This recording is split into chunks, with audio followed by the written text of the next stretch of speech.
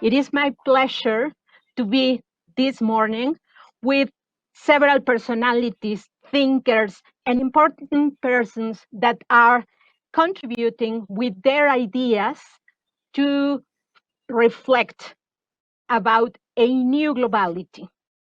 It is my pleasure to introduce to you Dr. Rocco Ronchi. He's a PhD by the Università Statale di Milano. He's a professor at the Università degli Studi dell'Aquila di Abruzzo and the Institute of Applied Psychoanalytical Research in Milan.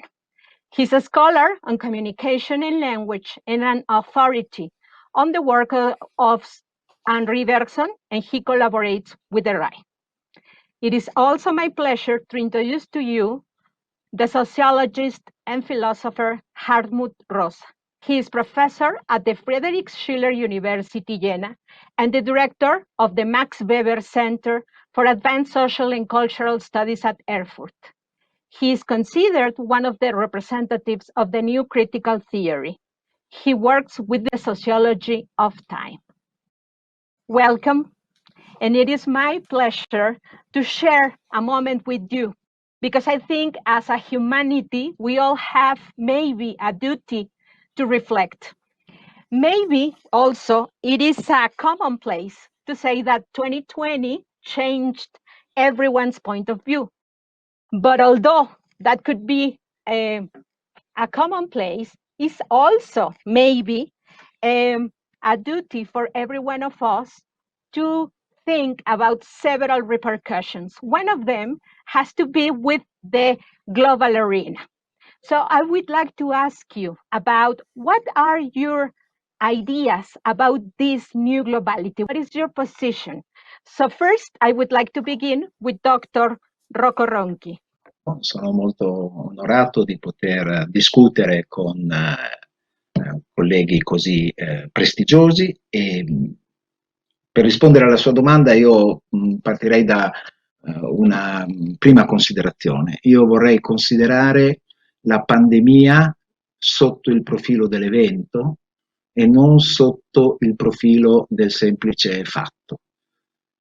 Gli eventi non sono fatti, gli eventi producono trasformazioni che prima del loro accadere non erano nemmeno possibili e quindi creano qualcosa di nuovo.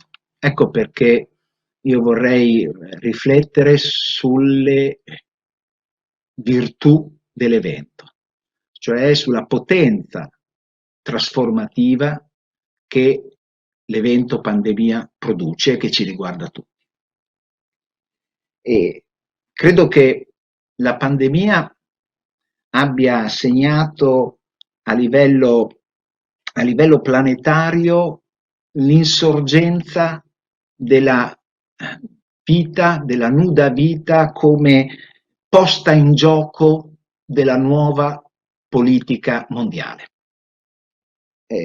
Ora si dirà che il Covid porta alla morte, non porta alla vita, e questo è indubbio.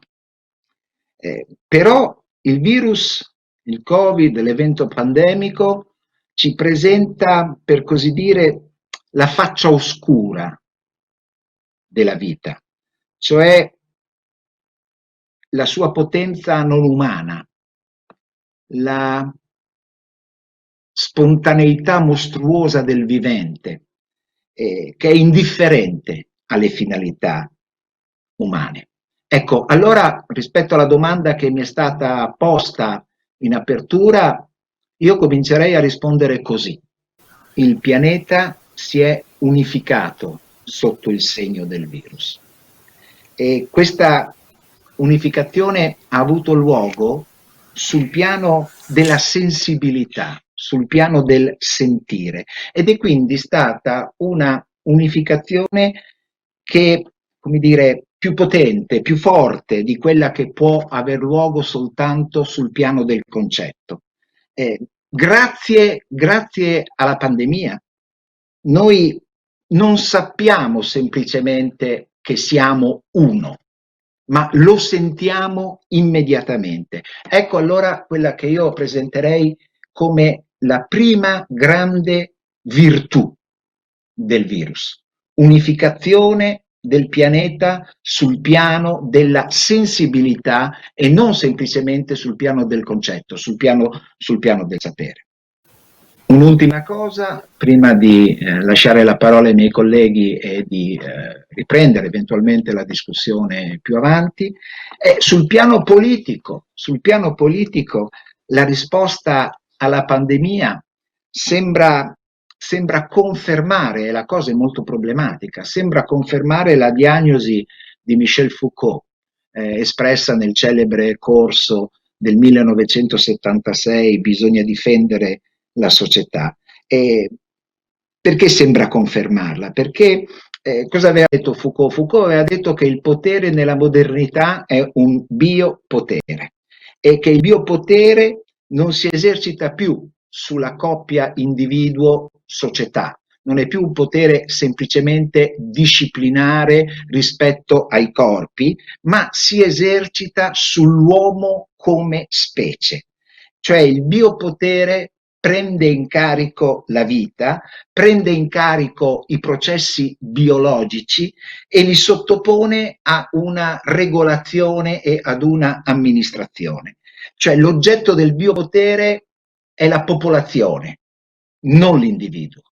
Ecco, questa trasformazione da popolo a popolazione è un'altra delle scoperte traumatiche alle quali siamo stati costretti dal virus e pone grossi problemi d'ordine politico, grossi problemi d'ordine filosofico ed è su questo che probabilmente bisognerebbe ragionare per considerare l'orizzonte che si sta aprendo per il nostro immediato futuro.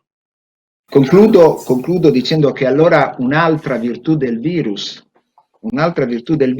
consiste proprio in questo, cioè consiste nel fatto che la pandemia funziona come una sorta di critica dell'ideologia, no? Che non ha più bisogno nemmeno di una pedagogia, no? per aver luogo, ma che si realizza immediatamente, no? Sul piano della sensibilità. La pandemia in qualche modo ci ha spogliato delle nostre, come dire, delle ultime illusioni di fronte al vero, no? E se prima del virus potevamo essere ancora, come dire, illuderci ancora di essere un popolo, che è una categoria eminentemente storica, adesso, dopo la pandemia, e grazie in un certo senso alla pandemia, ci siamo scoperti che ci piaccia o che non ci piaccia, popolazione. Questa io credo che sia un'altra delle virtù di questo evento sulle quali dobbiamo riflettere, perché indubbiamente pone enormi problemi sul piano politico e sul piano etico. Grazie, Dr. Ronchi. Now it is my pleasure to also introduce to you Dr. Mohamed ElBaradei. He is a diplomat, jurist, and politician. Dr. ElBaradei was Director General of the International Atomic Energy Agency. He was awarded with the Nobel Peace Prize in 2005, jointly with the agency, thanks to his efforts to stop the proliferation of nuclear weapons. He served as Vice President of Egypt on interim basis on 2013. It's a pleasure to be with you today and discuss the state of our world during and after the pandemic. The state of our world today is grim. Wars, poverty, and tyranny are on the rise. The rule of law among nations is taking a backseat, and the global governance paradigm is teetering. Over 30 years ago, after the end of the Cold War, we dreamed of a new world order. This regrettably has not materialized. Most of the goals we set for ourselves to build a better world the Sustainable Development Goals, as we call them, would fall short of implementation by 2013. There exists a dichotomy between our rhetoric and our actions. All the major threats we face today, including climate change, weapons of mass destruction, infectious disease, terrorism, organized crimes, illicit drugs, and cybersecurity, do not respect borders, nor do require passport or visas. All are in urgent need of close international cooperation. The chaos of coping with the pandemic, as we see today, is a painful case in point. Despite this stark reality, platforms and institutions for international cooperation, such as the UN system of organizations, have been steadily eroding in recent years. The increasing polarization and paralysis, together with dwindling resources, have undermined their authority and diminished their effectiveness. We are, in my view, at a fork in the road. Do we work together as one human family that shares common fate, or do we continue on our separate ways, to each his own? If we opt for a sustainable road, we need to look at the big picture, take the long view, overcome our distrust, and try to reconcile our differences. Importantly, we need to alter our mindset to comprehend that basic values like human dignity, equality, and justice, in short supply today, are not just ethical, but are key to our common survival. And we also need to understand that subscribing to these values will not be accomplished by a zero-sum mentality,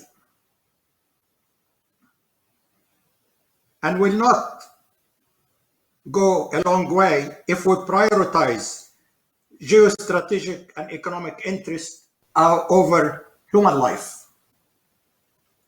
Our recent record with respect to the treatment of refugees, respect of international humanitarian law, caring for the poor, or coming to the rescue of the persecuted is dismal and callous. We need to fix a broken and dangerous collective security system, epitomized by the dysfunctional Security Council.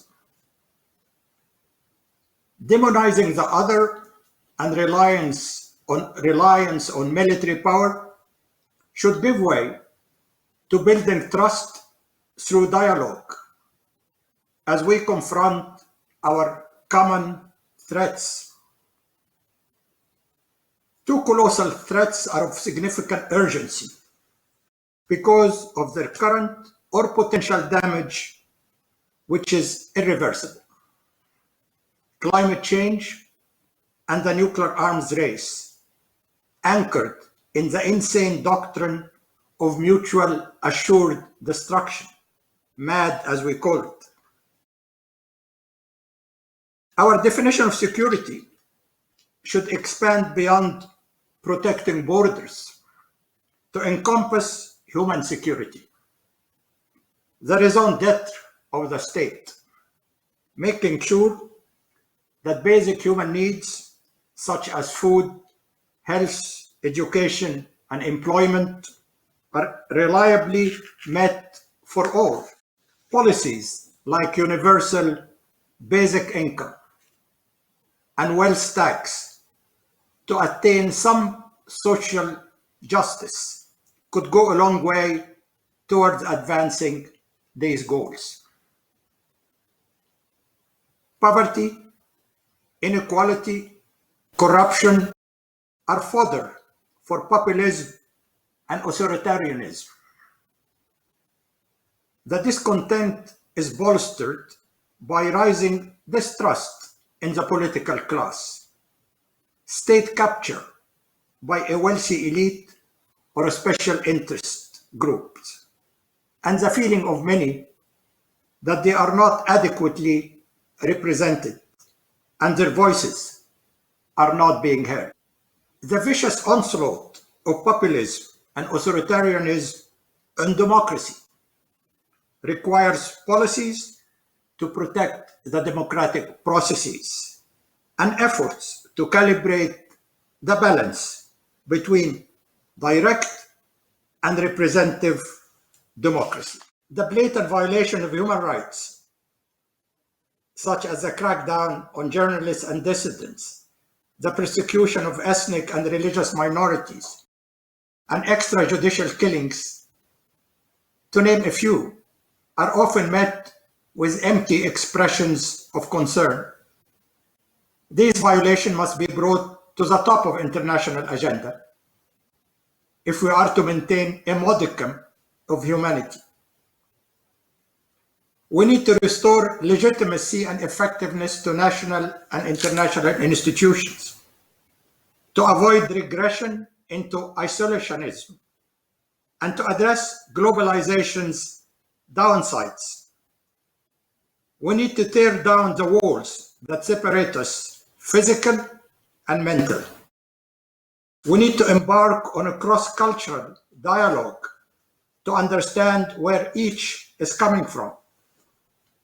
An engaged civil society is essential in all this, and access to accurate information, not fake news, is vital. The recent mobilization led by young people to protect the environment provides hope and optimism that we can fix the broken paradigm, rendering it humane, just, and sustainable for all. Thank you, Dr. Hartmut. Rosa. Please. I mean, this. I really believe it's true that the virus put us in a new state of globality, right? In a new way of being together in this world, but also in a new way of being separate. It's very interesting, right? While on the one hand, we are in a very similar situation, we are very distinct, right? Because we cannot travel to each other, we cannot see each other. So on the one hand, the world has grown much more distinct, much more separate than it was before the virus.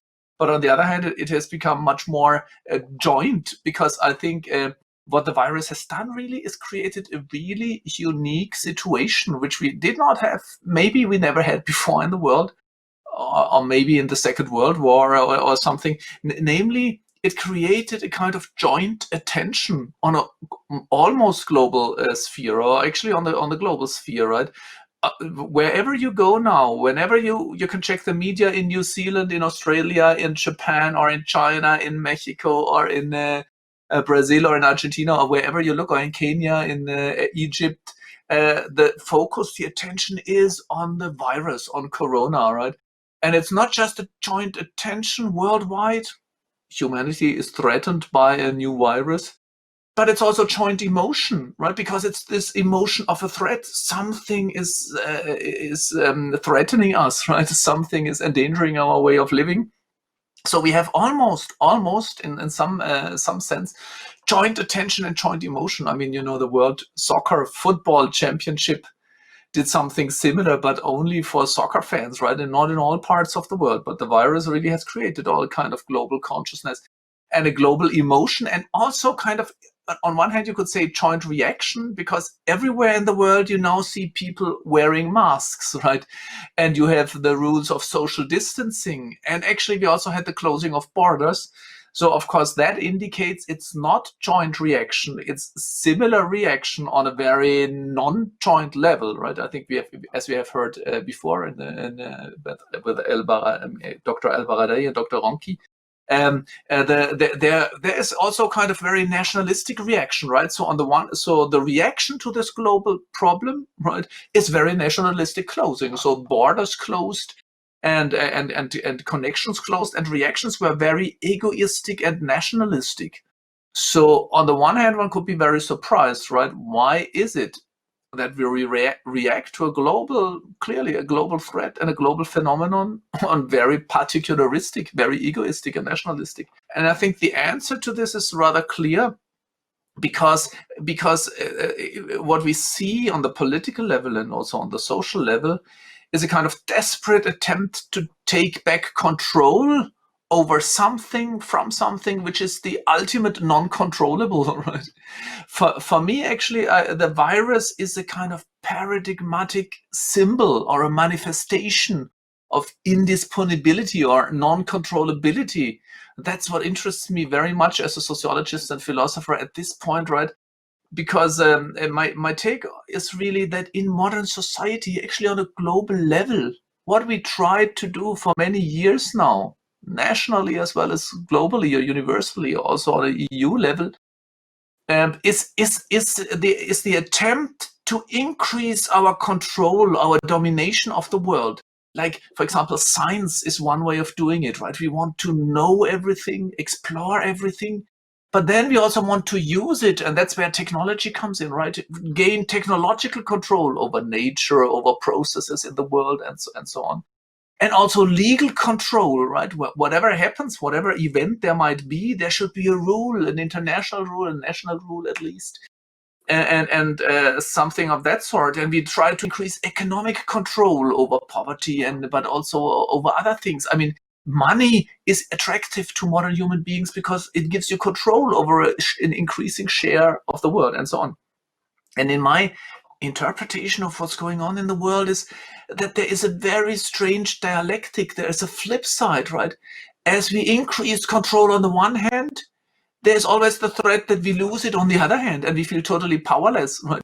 You actually see this on the everyday level of your life, right? For example, with the smartphones and with the smart homes and the smart cars, we have become almost omnipotent, right? With a click of my hand, of my thumb, I can make it bright light or dark night, or I can make it very hot in the room or very cold in the room. I actually can make it very loud, play loud music or play soft music and so on. So I'm almost omnipotent, but only until the battery fails or the electronic breaks down. And then I might be unable to close the window, right? This is a very unpleasant situation. Or you might be locked in the room and you cannot open it, right? Because the electronic fails, or I cannot turn off the music, something of this sort. So it's omnipotence on the one hand and powerlessness on the other. And I think with this we see with this Dr. ElBaradei's topic too, right? With our power, we increased our power in nuclear power, right?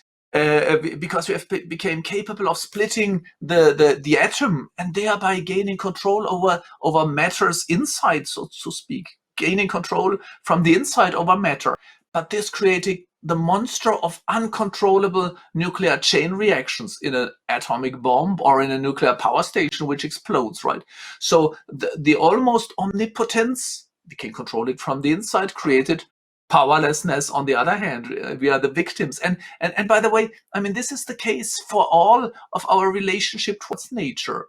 Modernity, for me, in my interpretation of it, means or has meant to increase our power over nature. We can use it. We extract all the resources from the interior of matter, of nature, of Mother Earth, right? And we control it, we explore it, we use it in very many ways, and thereby, as we have become almost omnipotent over nature, we destroy it, and then we are threatened to be destroyed by the reaction of it in global warming, for example, right, in the ecological disaster we are facing. So it's always omnipotence and powerlessness, which is the diametrical opposition, and we increase always both.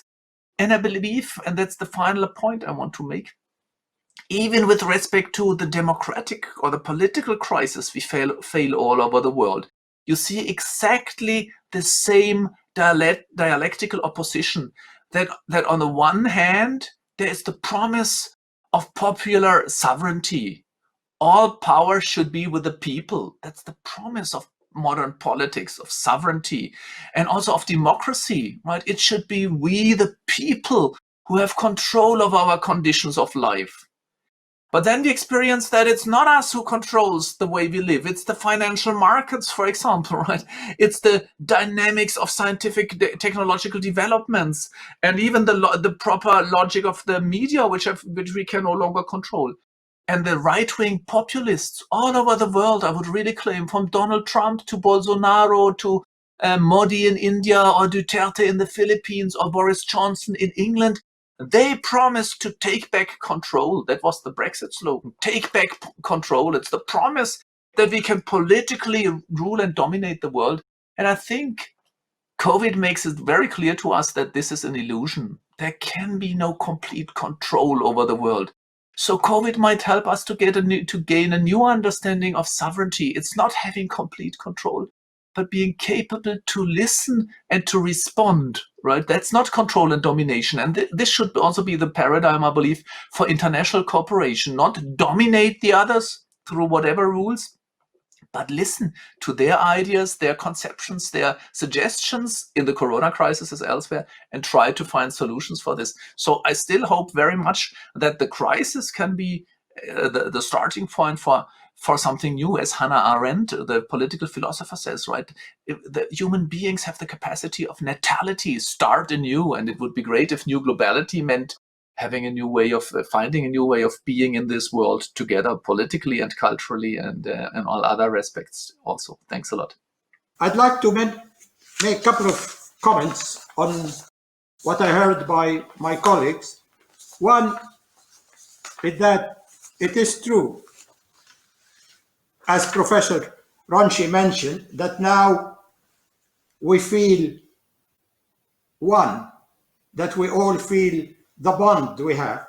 But the problem that we are not acting on this conviction. At least governments are not acting on this conviction. The chaos, as I just mentioned, in dealing with the pandemic, shot in the dark everywhere in the world, is not very helpful. Professor Rosa also mentioned rightly that we are very powerful and also at the same time very vulnerable. And this is true. With the technology, with the new technology we have today, the choices that we have to make are in many cases fatal. If we don't care of the climate environment, if we don't get rid of nuclear weapons, we'll self-destruct. So it is a question is, yes, we do have the power, but the responsibility on our shoulders to make the right choices is absolutely awesome right now.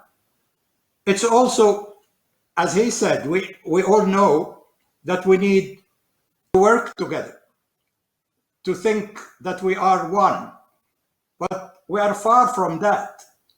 If we look at how we react if somebody dies in Congo, for example, or in Vienna, where I am, the reaction is completely different. The sense of equity is not there. The sense of oneness is not there. So we know as people that there's a lot what we have to do, but whether we're going to, after the pandemic, after we get the shot of the vaccine, continue to be to business as usual, or are we going to listen or learn some of the lessons, which are basic? It's not rocket science, that we are either going to live together or we fail one after the other. This is the basic question.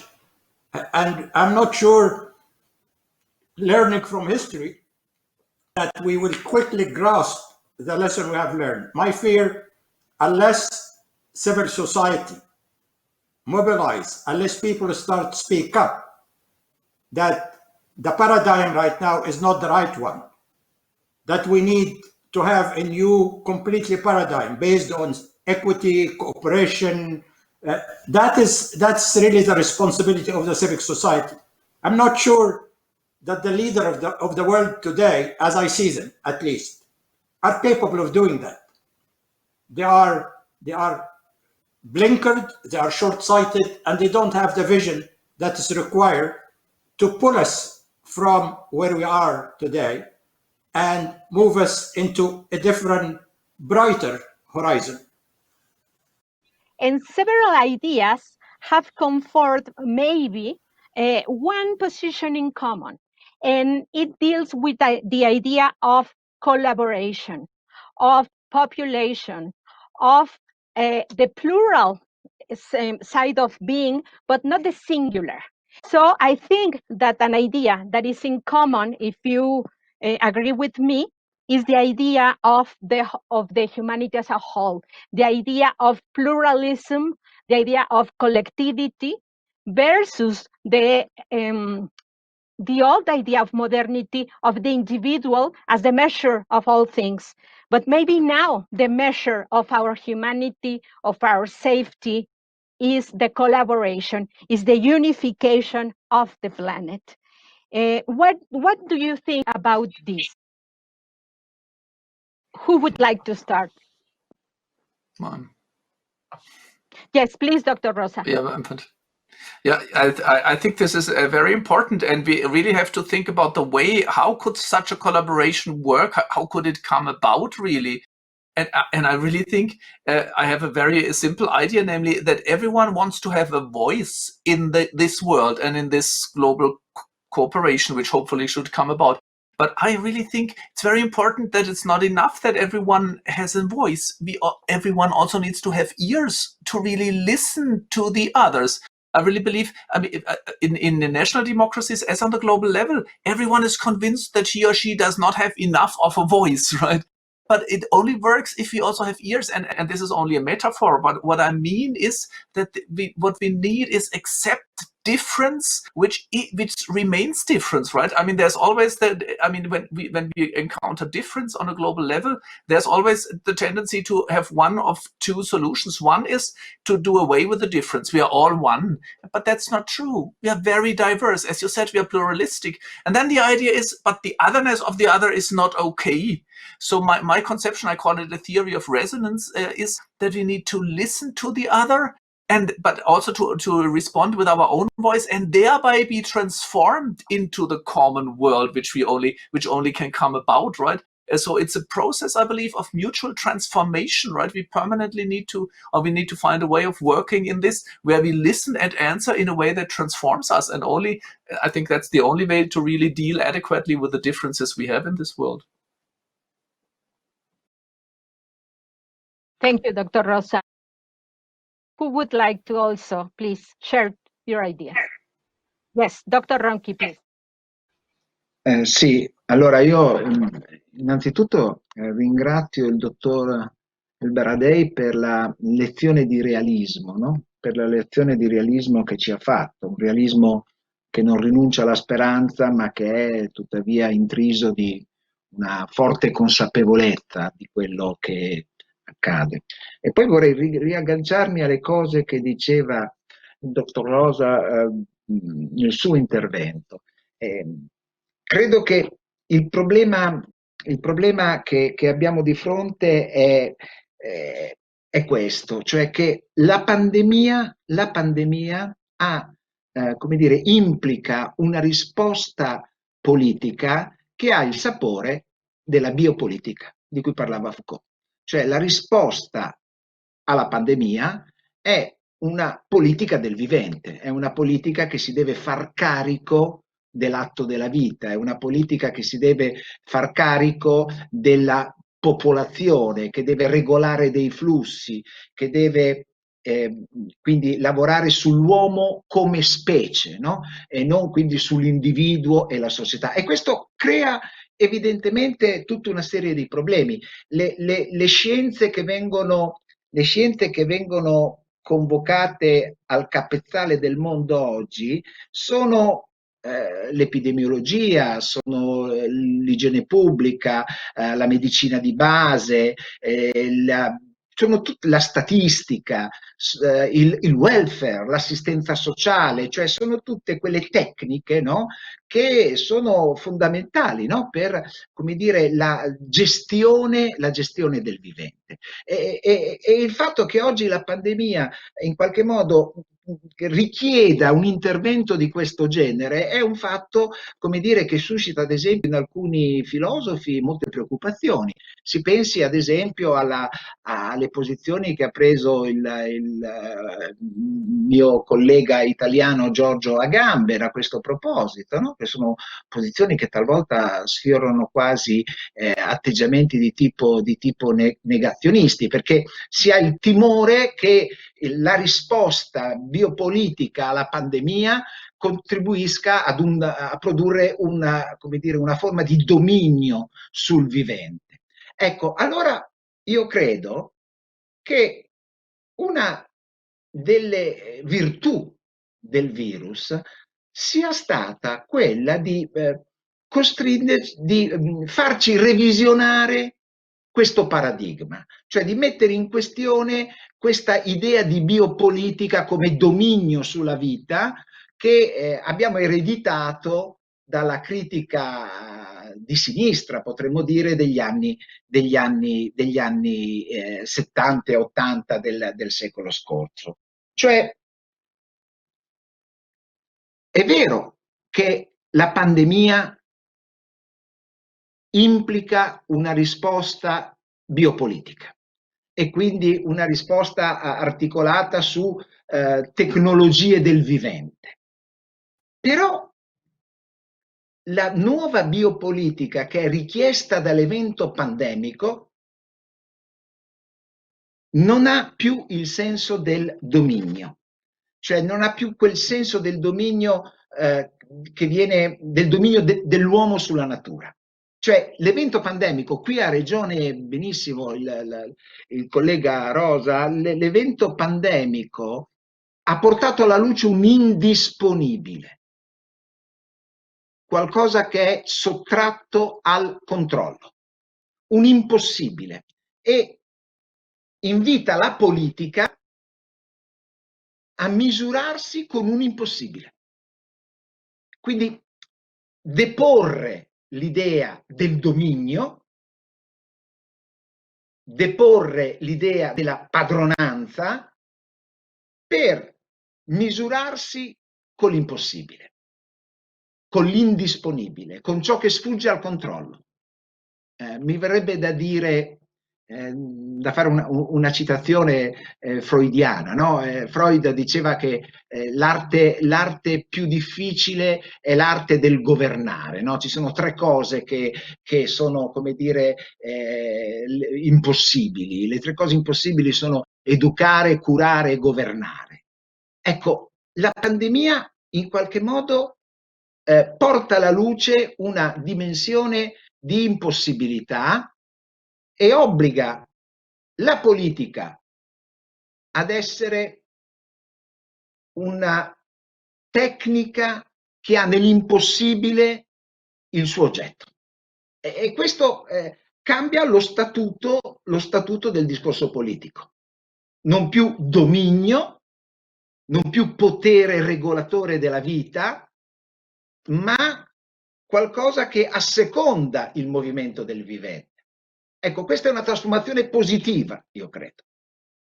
È una trasformazione positiva, cioè la pandemia obbliga a ripensare le categorie della politica e a ripensare la politica per chi voglia ancora fare politica.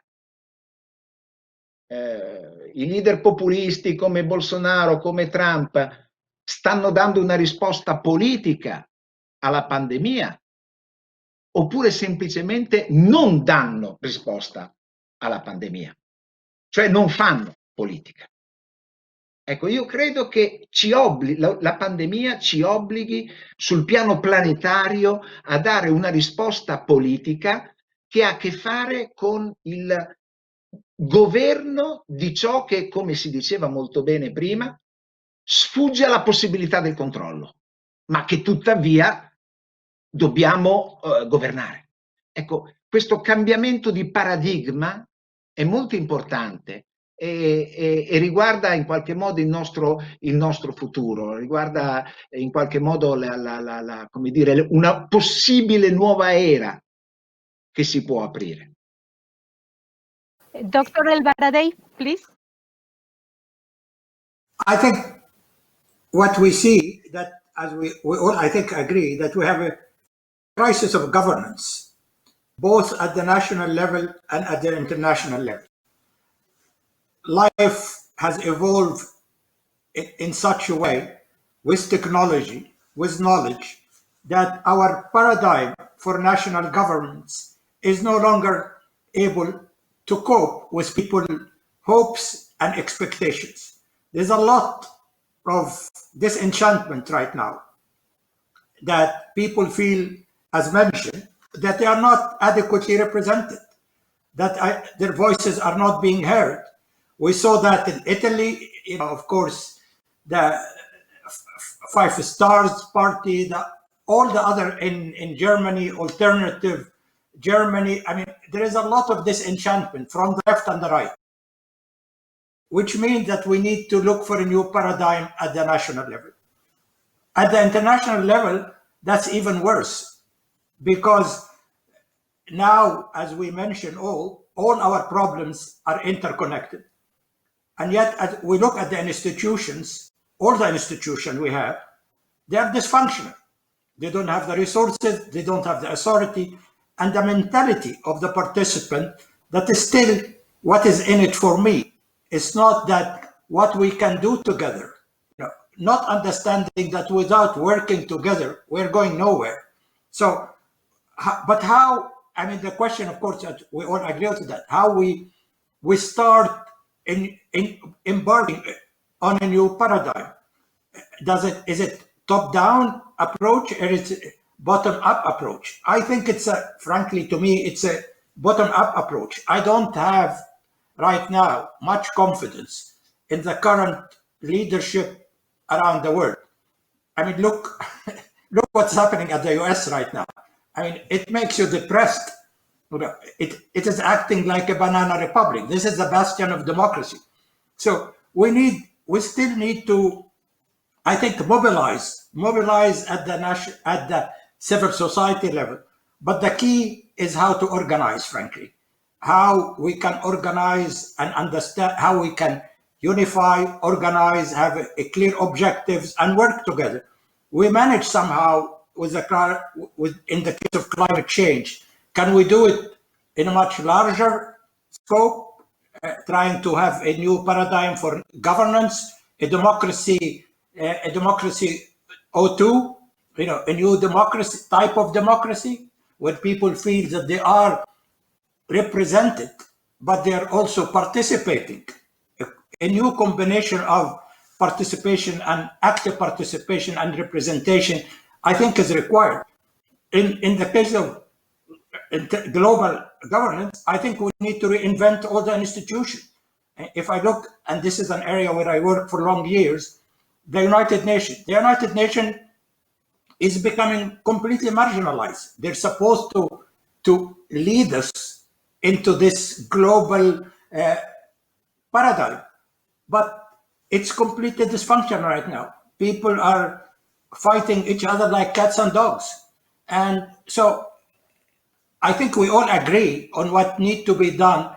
The issue is how to do it, and can we do it? Thank you, Dr. ElBaradei. It's very important that all of you converge into one common idea, and it's the idea of trying to take down the illusion of dominion. But at the same time, we are seeing several countries that are maybe thinking that they can provide a sense of safety for their population, just with the opposite. For instance, the United Kingdom just 2 days ago announced that they're going to raise their spending in defense in 24.1 billion more pounds for defense.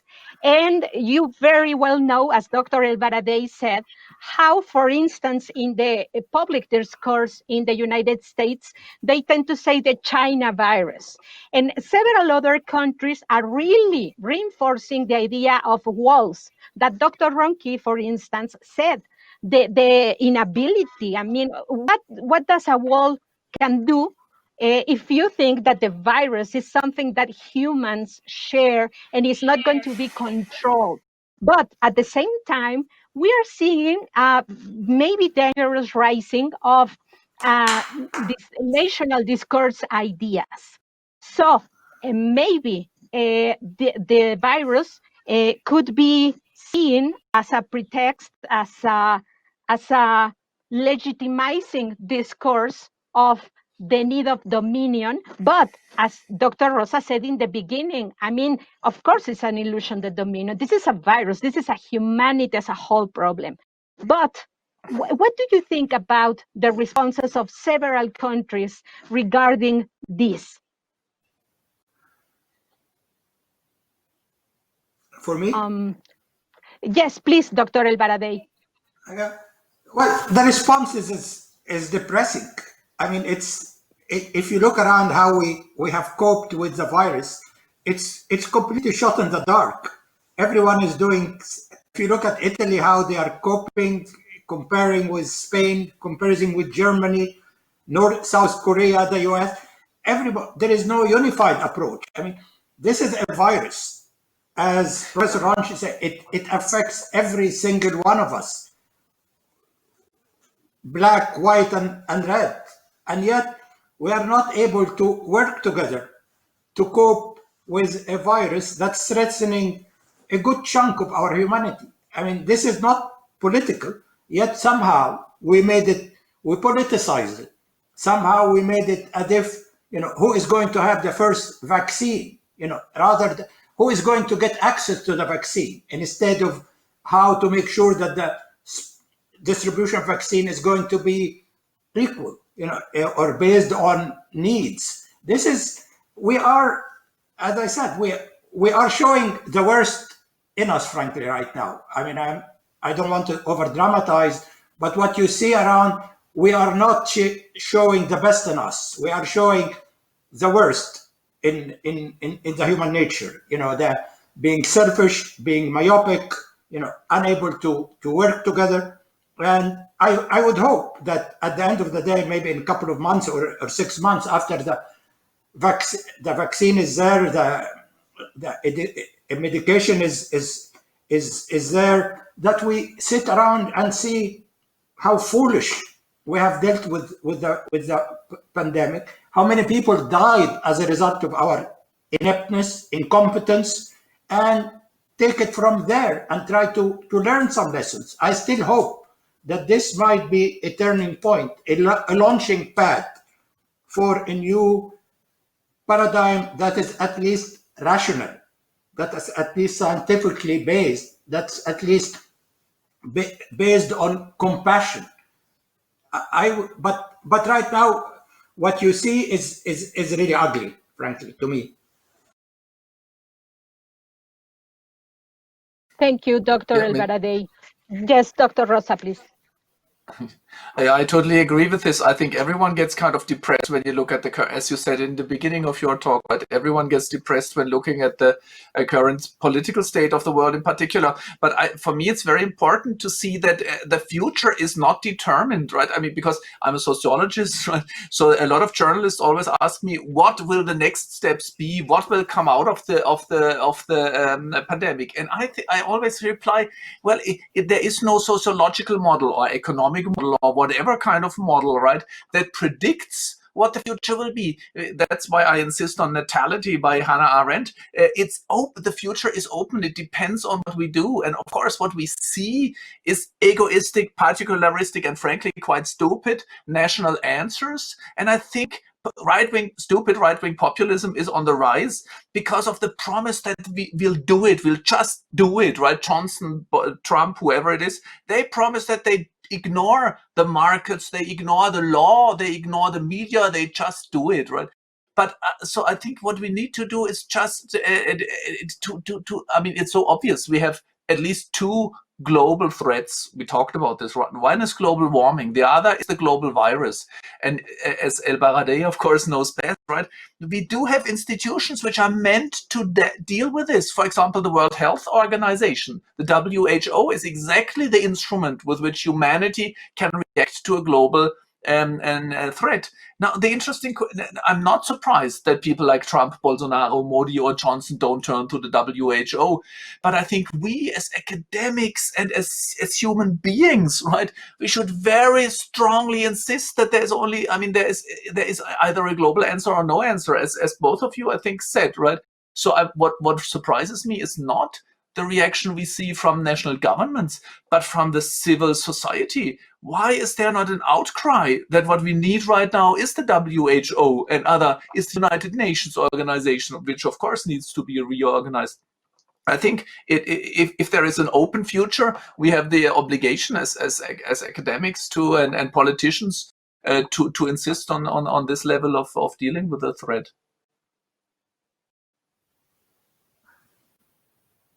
Thank you. Dr. Ronchi. Il dottor ElBaradei diceva che in questa situazione, lo diceva con una certa amarezza che mi ha colpito, e anche alla luce di un'esperienza che chiaramente di ben alto livello, insomma, che come dire, la classe politica sta dando il peggio di se stessa e non il meglio di se stessa. E che quindi, come dire, prevale un sentimento pessimistico da questo punto di vista. In qualche modo anche le cose che diceva adesso il dottor Rosa andavano sostanzialmente in questa direzione, sebbene appunto insistesse sulla questione del carattere aperto, no? Del carattere aperto e indeterminato del futuro. Ecco, allora io vorrei chiudere il mio intervento proprio con una riflessione su questo nuovo paradigma della politica, no? Perché qui è, come dire, un tema che è emerso, no? È la necessità di un nuovo paradigma della politica, cioè di un nuovo modo di concepire la politica e l'arte del governo, soprattutto, e l'arte del governo, che sia all'altezza dell'evento epocale che stiamo vivendo, no? E mi verrebbe da dire che questo nuovo paradigma della politica, che in qualche modo, ecco, io sono un po' più ottimista, cioè io lo vedo in qualche modo agente, operante all'interno almeno nei confini europei, in alcuni casi. Questo nuovo paradigma della politica, che è all'altezza dell'evento che stiamo vivendo, in realtà un paradigma molto antico. Un paradigma molto antico, cioè mi pare che l'evento pandemico richieda la ripresa di un'idea classica della politica, di un'idea antica della politica. Quell'idea della politica che Platone metaforizzava con l'arte cibernetica. L'arte cibernetica, kyubernao in greco significa pilotare, no? L'arte cibernetica è l'arte del pilota della nave, no? E l'idea che emergeva da Platone, da certi pensatori classici, era l'idea che l'arte del governo dovesse essere analoga all'arte del pilota della nave, no? E il pilota della nave è qualcuno che non domina gli elementi, non impone agli elementi la propria volontà, non è padrone del possibile. È qualcuno che deve assecondare un elemento, deve assecondare un movimento, regolarsi su dei movimenti, inflettere questi movimenti, piegarli, dargli una direzione, ma lo può fare solo perché è una parte di quella natura che vorrebbe regolare e controllare. A me pare che questa sia un'idea molto, molto potente della politica, sia quello che forse ci manca oggi, no? Cioè ci manca l'idea di un'arte della politica come arte non del possibile, come si suole dire abitualmente, no? La definizione classica della politica come arte del possibile, no?